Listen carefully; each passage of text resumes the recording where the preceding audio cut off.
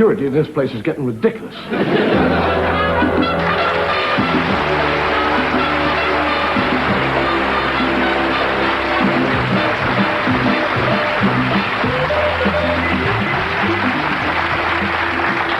you very much indeed. Good evening and welcome to the show. And here we go again. Same old stool, same ashtray, same dog ends. Thank God they didn't empty that.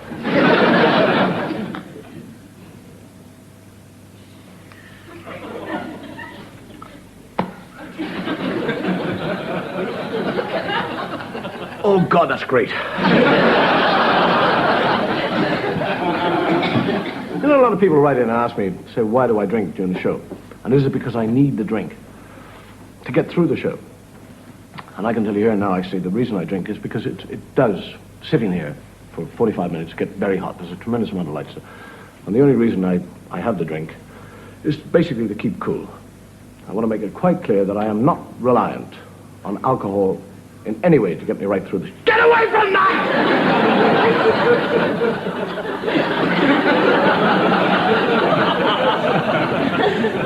How do you think I get through the show? Well, yeah, I'm not the only person that drinks in this country. I read the other day that 900 million pounds worth of booze is drank in this country. And that means there's somebody else at it.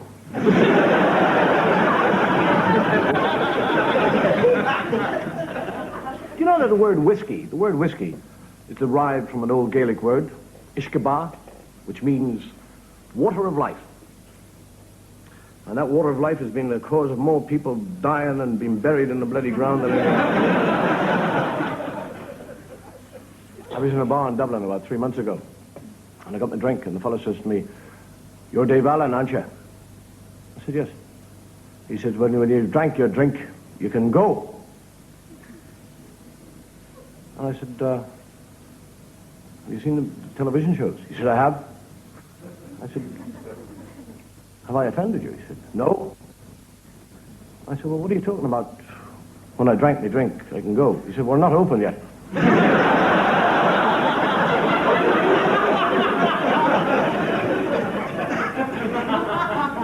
The other fellow walking down the road, there's a funeral going by, and he goes up to the little drunk and he says, "Who's dead?" And he says, "The one in front."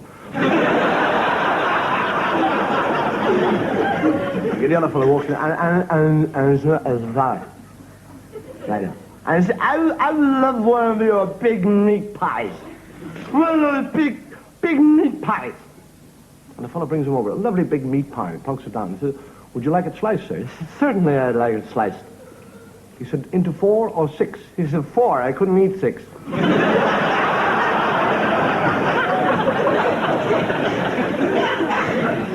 I get down to 2 fellows in the bar and he said, "Did you hear about Charlie? Charlie got sent to prison." Did he? What for? He said he was putting Green Shield stamps in his insurance card. Really? What did he get? He said 3 years and an electric kettle.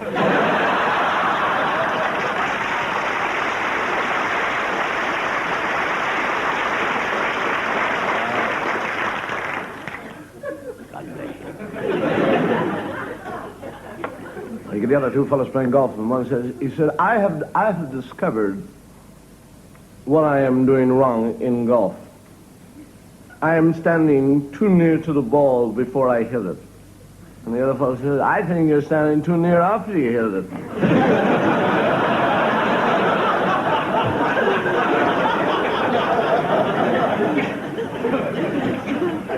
There's a story about an old fellow at home in Ireland, who every morning would leap on his horse and he would ride to the pub and he would be there.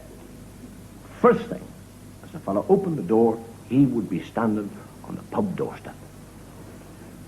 Every morning he would gallop like a bat out of hell on his horse. And all his friends got together one day and he said, "We'll wait for him in the lane." And they pull a big branch down from a tree and they hold it down across the lane. And he comes galloping down like... comes round the corner, The horse goes under the branch catches him right in the belly. Boom, he goes. And they let go, and up he goes, right up to the tree.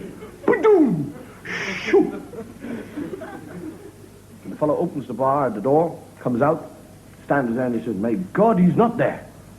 30 years I've been opening the bar, and he's always standing there." And he looks up in the tree, and he sees him. And he says, "What are you doing up the tree?" He said, "I fell off me horse."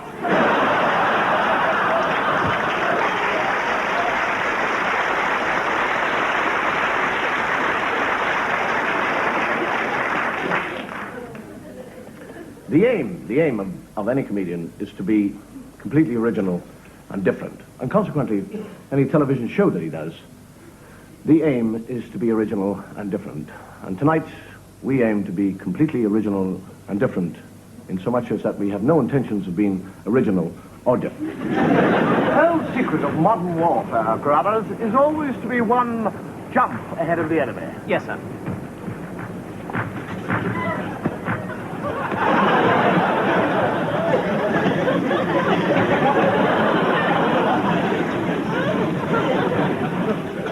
I fear we might be too late, Watson. Yes, Holmes. No! Oh, my God, Holmes, what is it? It's a poison dart, Moriarty, Holmes. tipped with a deadly poison. I have but 10 seconds to live, Watson, unless you do something. Oh, fear not, Holmes. I'll handle it. That's it. Suck hard, chap. Get all the poison out.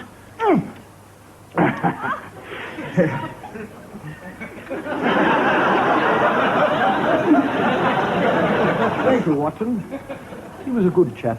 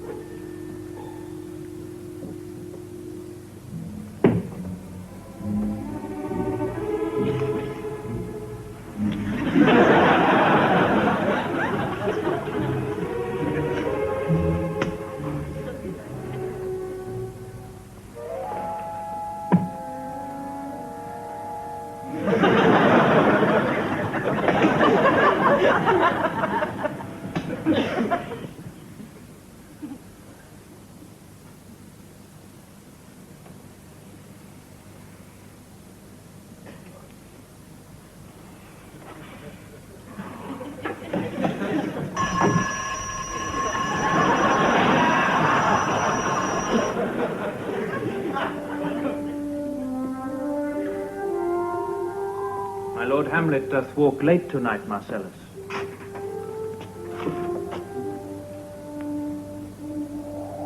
I am thy father's spirit, doomed for a certain term to walk the night. List, list, oh list! Father! List, Hamlet, oh list! Sleeping within mine orchard, my custom always in the afternoon, upon my secure hour, thy uncle stole with juice of cursed heaven in a vial, and in the porches of mine ears did pour the leprous distilment. O host of heaven, help me to avenge this foul and most unnatural murder. What must I do? Father! What must I do? Father! What must I do?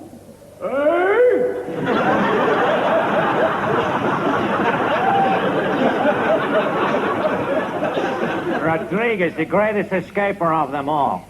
14 times you have faced the firing squad, and 14 times you have walked away to tell the tale. But this time, I have a foolproof plan. This time, we cannot miss. Do you have any last requests? Prepare to fire! Take aim! Fire!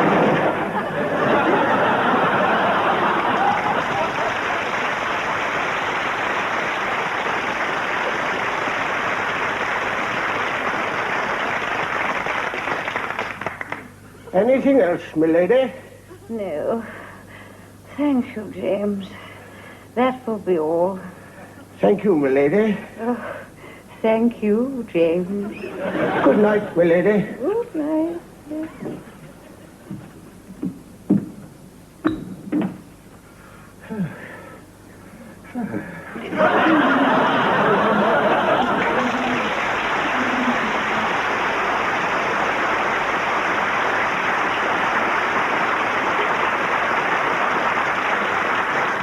Nice to see that old fellow again. Somebody once said to an old man, "Tell me, sir, what do you attribute your extreme old age?" He said, I attribute my extreme old age to the fact that I haven't died yet.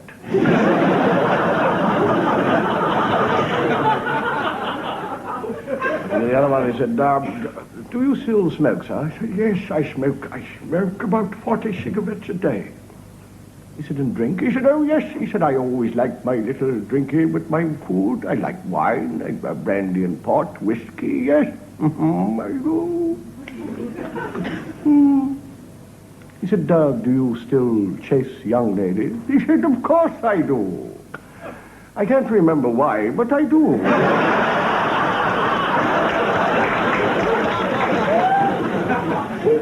Anyhow, let's go from some old characters to some old, new characters. I, King Canute, command you to go back! Go back!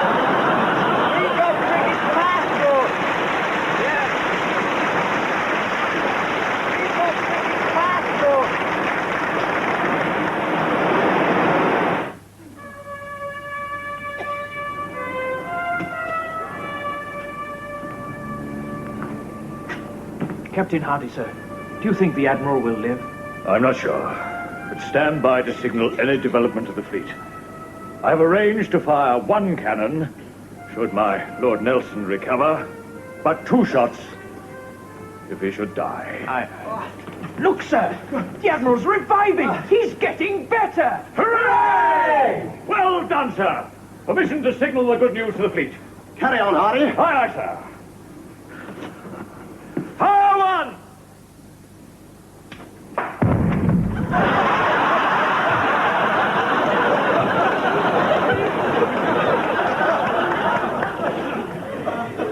Fire 2 or 3.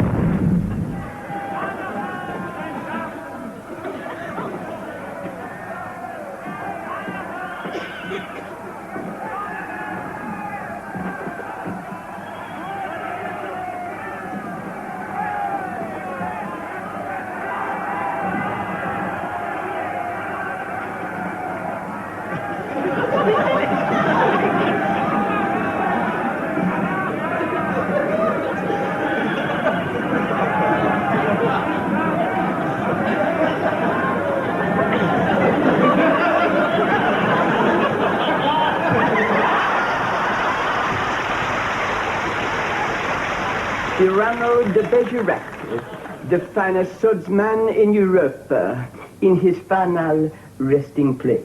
Oui, but it is nearly time for the procession. David, monsieur? Oh, d'accord.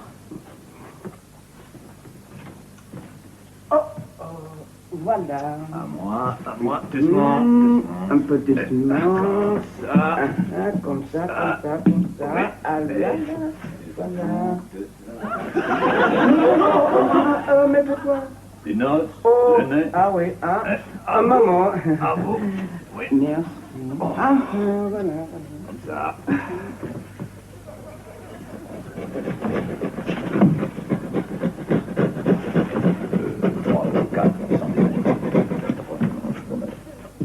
Oh, voilà. Bravo, bravo. À moi.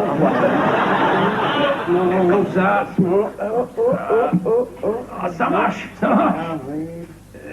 Voilà. Oh, Voilà. oh, oh. Oh, oh, oh. Doucement. Oh.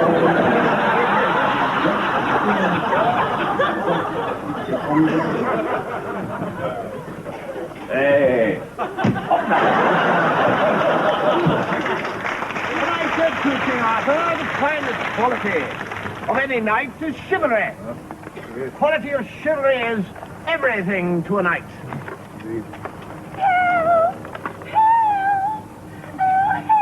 Oh, my liege! My liege! A damsel in distress! Chivalry!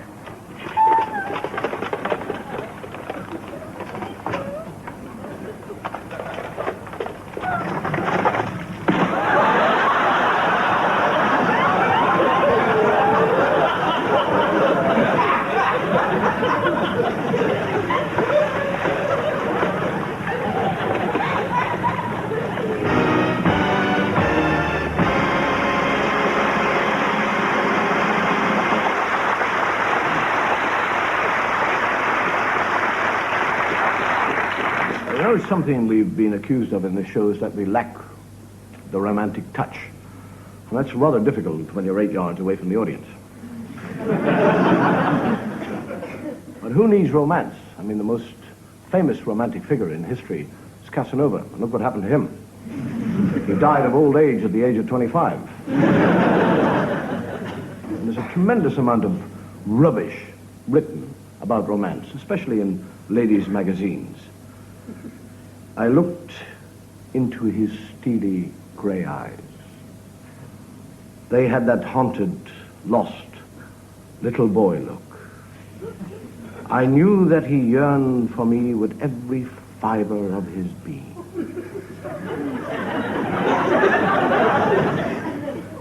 I closed my eyes. I knew the moment had come. I felt his hot breath on my lips. His strong arms encircled me and drew me close. I felt his heart close to mine.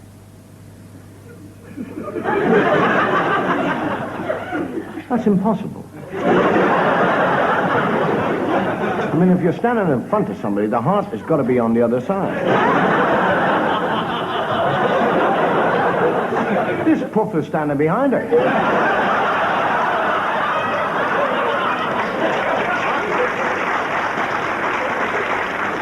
Either that or he's hanging upside down from the ceiling.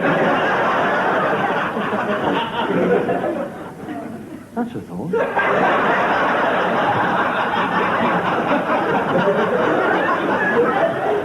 107.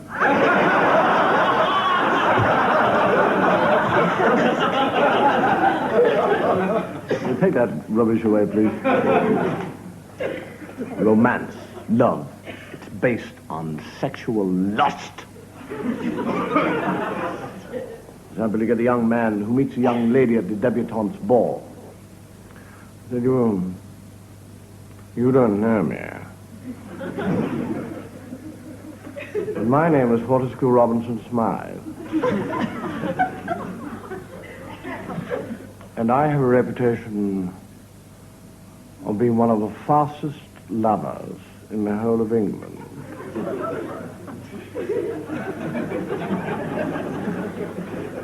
I'm terribly fast.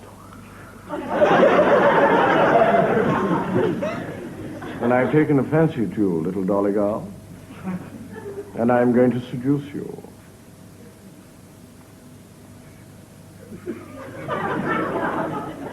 She said, will I enjoy it? He said, didn't you?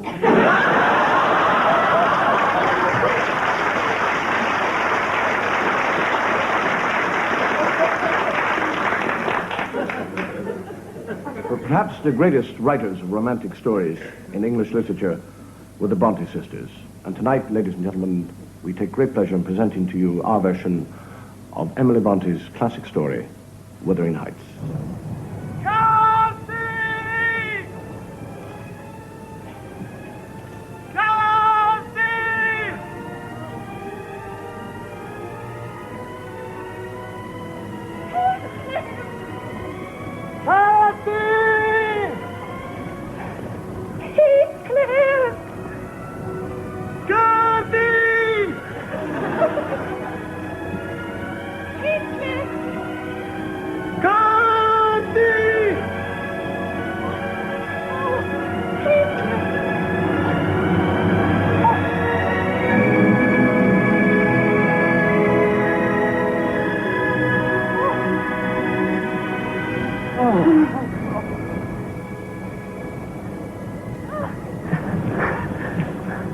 Oh,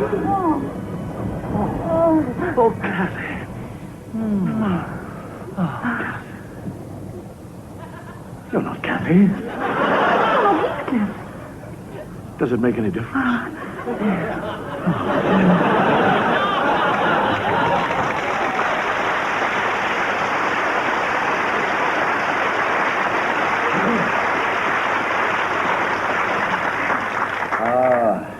There are certain ways to introduce certain items. And on the other hand, there are certain ways not to introduce certain items. And you're probably wondering what that all means about the items that I'm about to introduce. Nothing.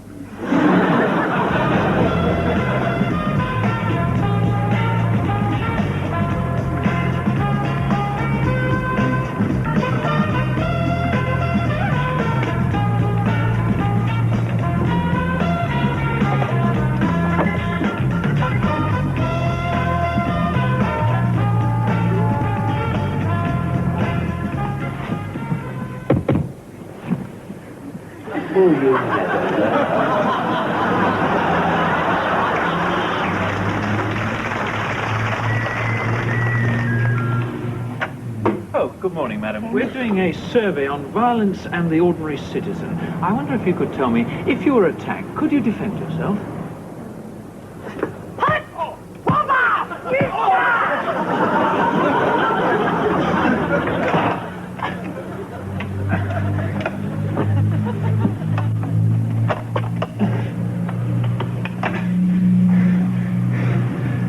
Yes or no?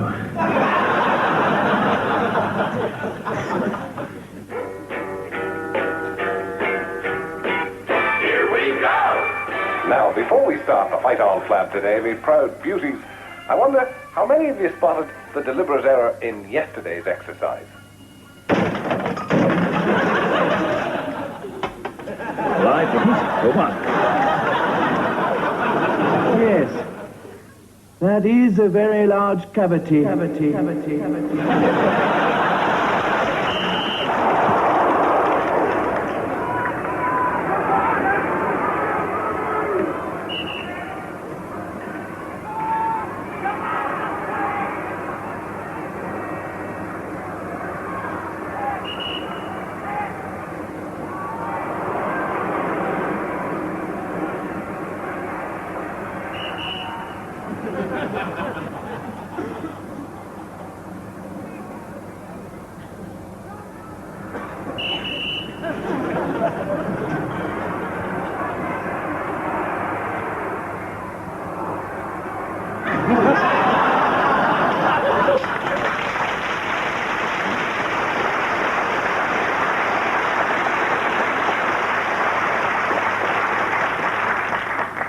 Religion. It plays a very important part of our life. I mean, where would we be without religion? As far as this show is concerned, we'd have a big empty gap in the middle. All I can say is thank God for God.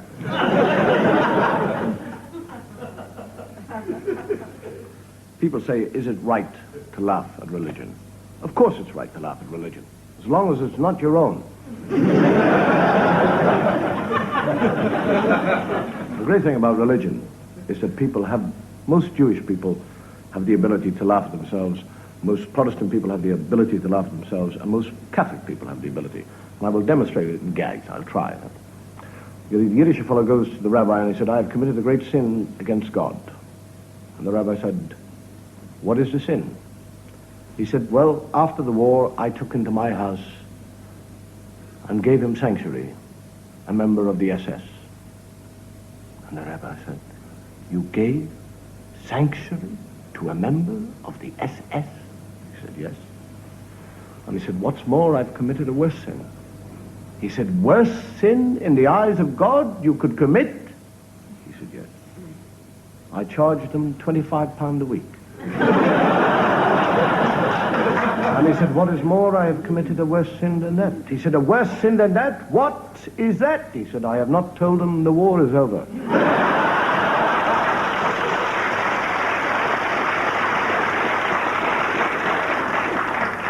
There you get the vicar in the pulpit And he said, I shall open this good book. I shall open this good book. And as he says that, two dogs run into the church, a black dog and a white dog. Right down the nave, and they start to fight. He said, I shall open this good book. The whole congregation are all going. He said, I shall close this good book, and I shall open another one and give 6-4 on the black dog.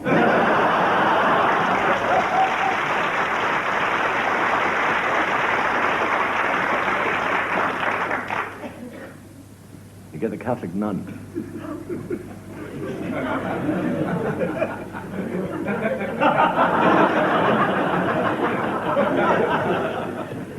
He's our God, he's not yours.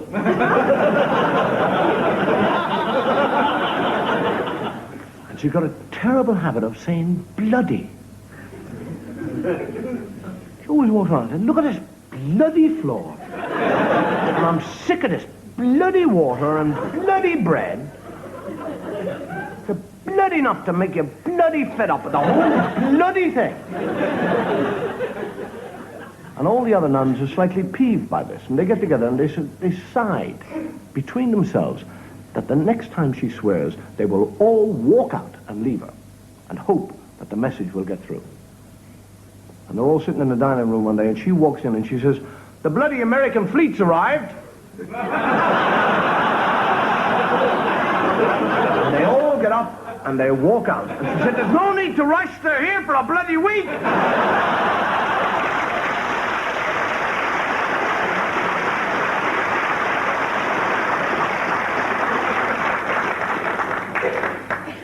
You didn't like it?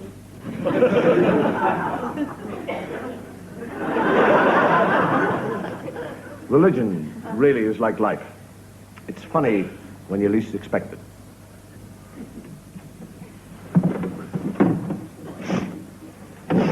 Take me to Lambeth Palace, fast. Now this morning, I am going to talk about sin. How many people think that you can only commit a sin by the physical action? But I will tell you that the thought of committing a sin is equally offensive in the eyes of God. The thought of sin is equally as sinful as action. What I am trying to say is that you don't have to actually commit the sin. All you've got to do is think about. Would you excuse me?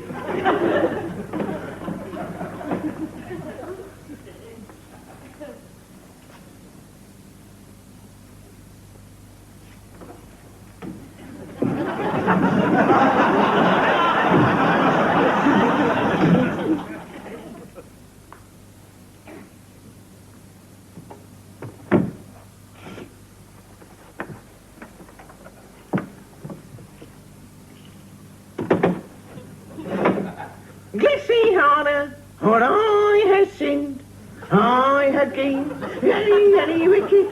I had my way with beautiful blondes. I had gained goozing and swearing, and I'm very sorry. You have been.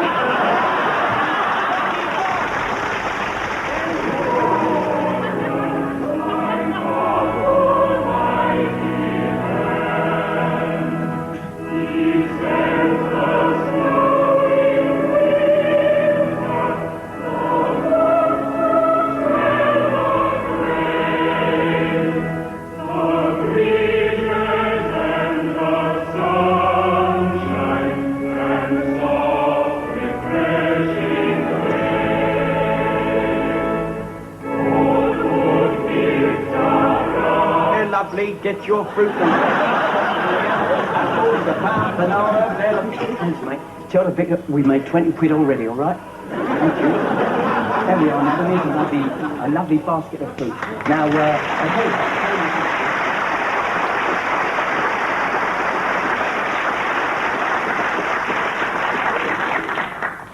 The fellow goes to the Harvest Festival and walks down the aisle like this.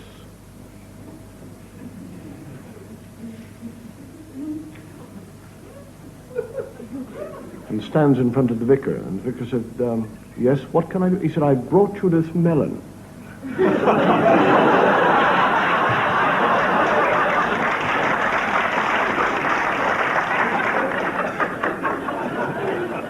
You know, the sad thing about life is death.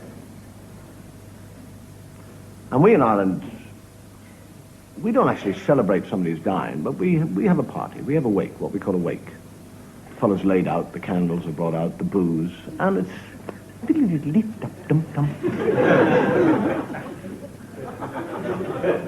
the best way to look at it. And you get the two fellows who've been to the friend's wake, and they're walking home, and one says to the other, he says, you know, I'd give £1,000 to know the exact spot I'm going to die in. And the other fellow said, what would you do that for? He said, I wouldn't go there.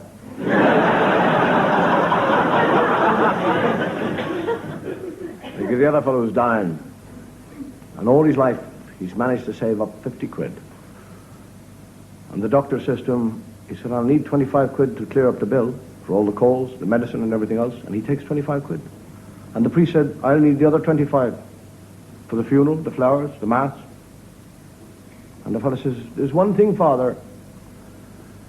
Before I die, would you write to me, Mother, and tell her that I died like the good Lord? And the priest says, how do you mean that? He said, between two thieves.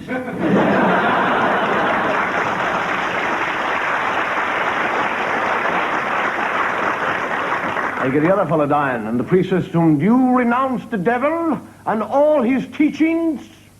And he said, to be all honest, sir, I don't think this is the right time to be making enemies.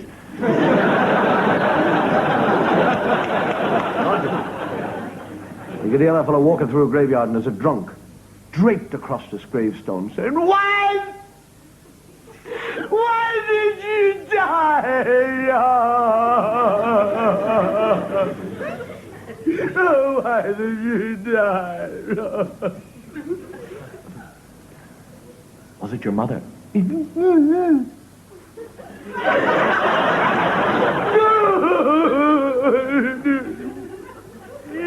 Go away, why did you die? Your father.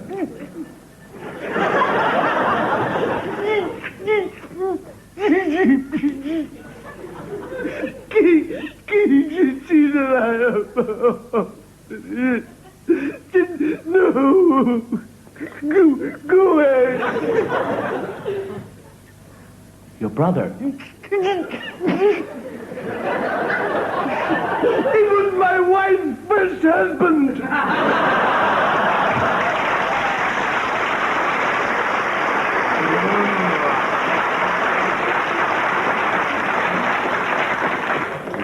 Just goes to prove, actually, that death is like religion.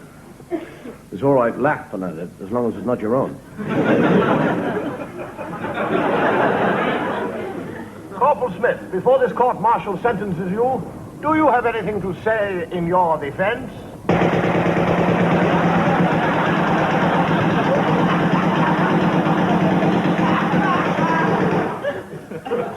Excuse me, sir.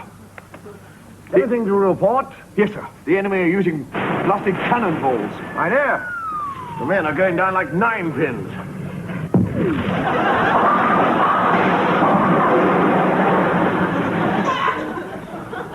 Now, sir, are you sure you want to go through with this? The Count is the best shot in the country. He always gets his man right in the middle of the forehead. No, I've got to go through with it.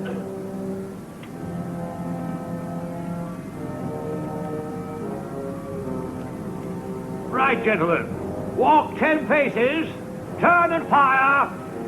Now.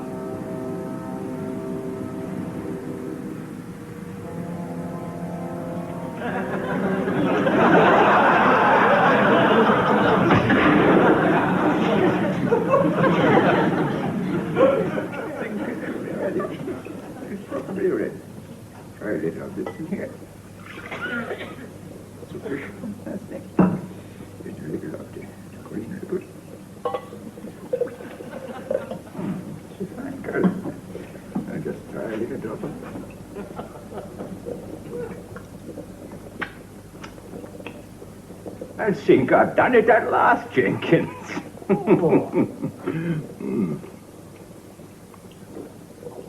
Yeah, it's taken me 20 years, but at last, I've done it.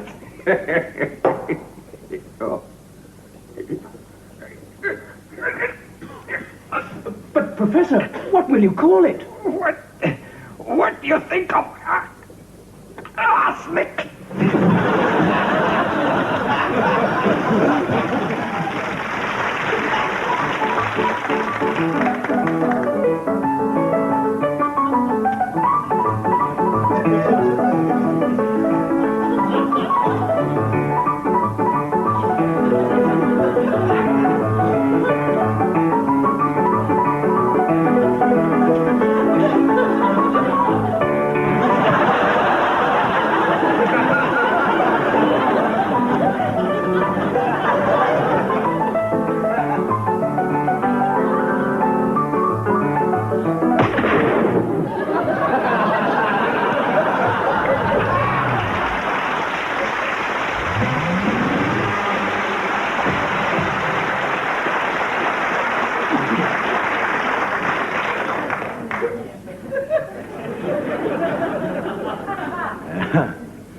I enjoyed shooting him.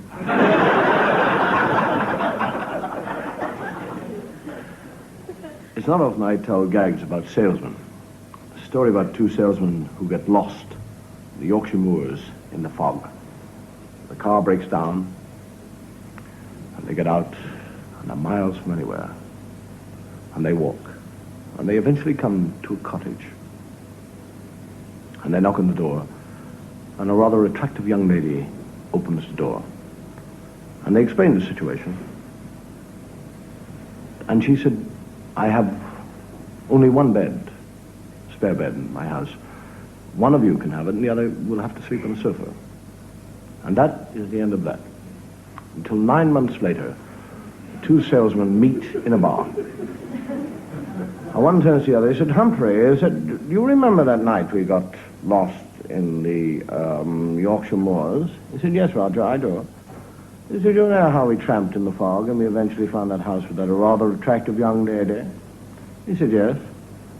He said, and she said she had one spare bed and a sofa, and I slept on the sofa, and you had the spare bed. He said, yes.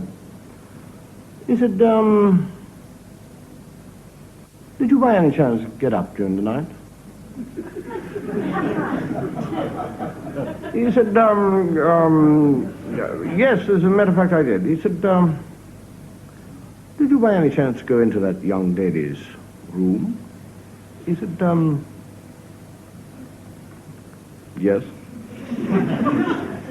He said, did you make love to her? He said, as a matter of fact, yes, I did. He said, did you give her my name?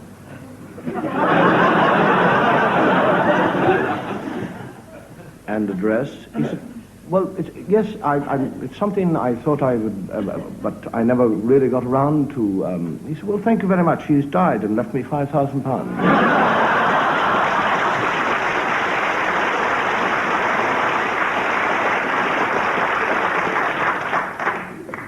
Ladies and gentlemen, we've come to the last item of the show, which is rather sad. Not sad for you, sad for me, because it means that I am 1 week closer to being out of work. Who's going to buy the booze then? And what a better way to end the show than with the traditional farewell to the Highland chieftain.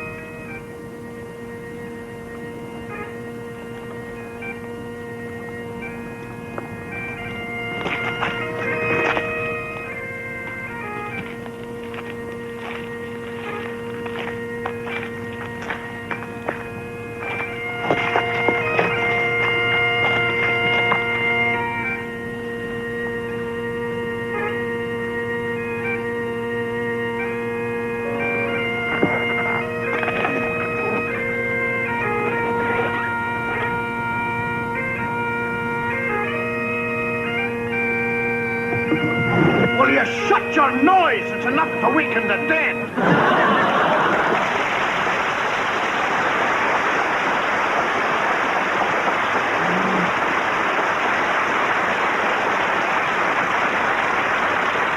Good night. Thank you, and may your God go with you.